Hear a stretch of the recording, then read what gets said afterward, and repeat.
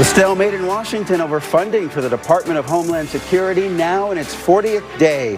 Thousands of TSA agents nationwide are going without pay. Hundreds are calling off sick every day, leading to long lines at airports. Is there an end in sight?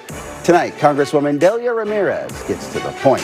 From Chicago's very own, with WGN political editor Taman Bradley, this is The Point. Good evening. As the fight over DHS funding, specifically immigration enforcement, rages in Washington, Americans are paying the price. Illinois Congresswoman Delia Ramirez is in the middle of the policy fight. She's been in Congress since 2023 and represents the 3rd District, covering the city's northwest side and suburbs. And she joins us now live from Washington. Congresswoman, welcome. Hi, Taman. Good to be on. Good to have you. The acting head of TSA testified that security checkpoints are experiencing the highest wait times in history. He pins this on the shutdown. How much longer will Democrats keep this up? Well, first of all, it's not Democrats keeping this up. We have a discharge petition that over 200 Democrats have signed to immediately bring a bill to the House floor to fund TSA today. Not one Republican is willing to sign on to it because they don't care about TSA workers. I got on the record with the interim administrator today that they were the ones that ended collective bargaining and union rights for TSA workers. They don't care about them. They care about getting more money for ICE. And I think Republicans need to stop creating lies and protecting mass terrorists and start funding TSA. And we have a bill to do that. What are you hearing about Republicans' willingness to go along with your guardrails on ICE agents, no masks, local oversight, body cameras, for example? Very little. And that's the frustration about all of this. And we've gone for how long at this point with this partial shutdown, and they're unwilling to take us seriously. They seem to think that as long as they continue to blame others for what they're doing, that they're going to be able to get away with it. Now think about this. The big, beautiful bill, they call it in July, gave them over $75 billion to ICE specifically to continue to operate in the way that they are. And now you have ICE agents without masks showing up to the airports, hanging around over TSA agents. These are the same people that got a $50,000 bonus to sign up with no training. Against TSA workers have gone 4 weeks without pay. It's pretty despicable that we're here at this point and that Republicans are unwilling to pay TSA agents or fund FEMA because they want more money for ICE. You mentioned the fallout of ICE now working security at O'Hare. What do you say, Congresswoman, to people who show up and put their bag into the X-ray and they're being greeted by ICE agents? They no doubt are holding the politicians in Washington responsible for this. What do you say to folks who are seeing ICE at the TSA line? I'll say to them, it must be so scary to have to see the same agents that you have seen with masks in their face in your own communities, and you've had to use a whistle to let people know that this agency of terror is in your neighborhood. Now they're at the airports. They're not even actually making the lines go quicker. They're not trained. They haven't been trained. Look, I was at an immigration check-in just 2 days ago with one of my constituents, a 14-year-old boy with autism that was so afraid of going by himself with his father because he was worried that they'd arrest him again and send him to Texas. When I talked to the agent there, he said to me, Congresswoman, we didn't even know. They just took a bunch of our agents and sent them to the airport. I'm not sure what's happening. ICE agents don't know what's happening. TSA doesn't know why they're showing up and why they're getting paid, and we can't pay them. They're disgusted, as they should be, and we have a responsibility to pay them. We also have a responsibility to fund FEMA, and they're unwilling to pass these bills because they want more money so that they can get private jets or whatever corrupt contract that Kristi Noem and now Mullen are going to be able to execute. Are we any closer to resolution here than we were last week? To be honest, I don't think so. I mean, the Republicans just moved another bill, the same bill with ICE funding, with CBP funding, and no guardrails. I mean, the American people are sick and tired of this back and forth where they end up hurt. Give us something to respond to. But I think that Donald Trump keeps making the calls, even when the Senate leader in the Senate is saying maybe we should negotiate with Democrats, maybe we should do something. And Donald Trump does not want them to negotiate because he wants more money for terror that we may even see on Election Day if we don't rein them in right now. Mark Wayne Mullen was sworn in yesterday as the Secretary of DHS. You said in a statement the Department of Homeland Security's days are numbered. What did you mean by that?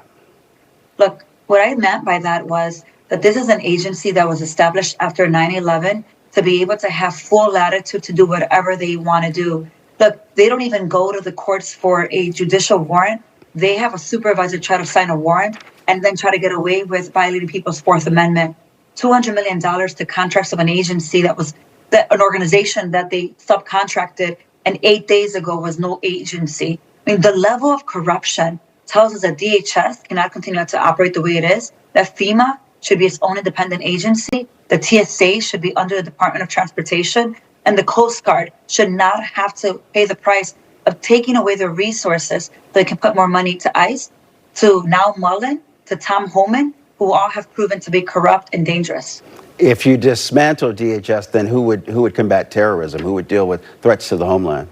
Well, let me tell you that DHS was formed in 2002. Department of Justice and the State Department had a full-on coordinated operation prior to that. And so we should go back to the operations we had before. DHS is not protecting the homeland. We are actually at more fear. We are more threats today domestically because of the operations of DHS. No one is safer because of this agency. We're actually living in biggest fear because they get to call anyone they want a domestic terrorist and violate their rights. Right now, CISA is not getting funding. And before this partial shutdown, 20% of their funding had gone to ICE instead of to cybersecurity. It's an agency that needs to be dismantled and something new needs to be created. You and your colleagues say that you believe that the Trump administration is trying to deport veterans and their families. What have you found, and are there not protections on the books to protect veterans from this? It's horrifying what's happening. Senator Warren and I filed an investigation with DHS because veterans who were promised at recruitment to be able to have extended parole and a pathway to citizenship, if they would sign on to go fight wars for us, to defend us and nearly die and come back, many of them with disabilities, are now being targeted, and over 125 of them have already been arrested. Their family members who are going in for that adjustment status, a veteran whose spouse may be in that process is showing up for an adjustment status check-in, and they're getting arrested and deported. It is mind-blowing, the number of veterans that are deported after having fought for this country. They're violating the parole in place policy that they had, and they're using that very same information that veterans and their family members provided at that point of recruitment to now go find them and deport them. What we have found in an investigation is that more than 2/3 of these veterans had absolutely no criminal background whatsoever, and yet they're still being taken. I've got about 30 seconds left. I mean, is there anything you can do? Look, I think that we need to fund TSA. I think we need to fund cybersecurity and FEMA. And there's a bill to make that happen. And we have to be able to do so. But we cannot give $1 more to the terror of ICE and CBP. And we can't negotiate against ourselves while continuing to see the same terror on the ground. All right. Congresswoman Delia Ramirez checking in with us from Washington. Appreciate it. Thank you. We're back in 60 seconds.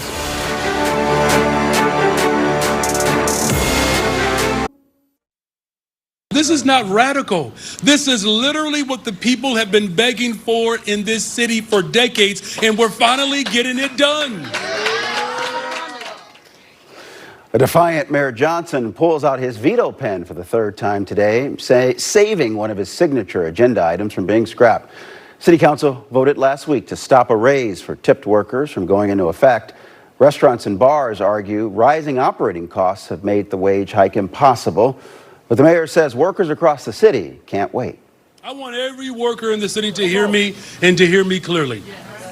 As long as I'm mayor of this great city, the working people in this city will always have a fighter on the 5th floor in Brandon Johnson.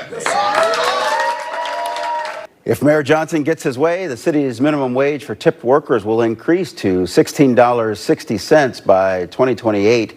It'll take 34 votes to override the mayor's veto. Lobbyists are working to convince city council members to give it a try.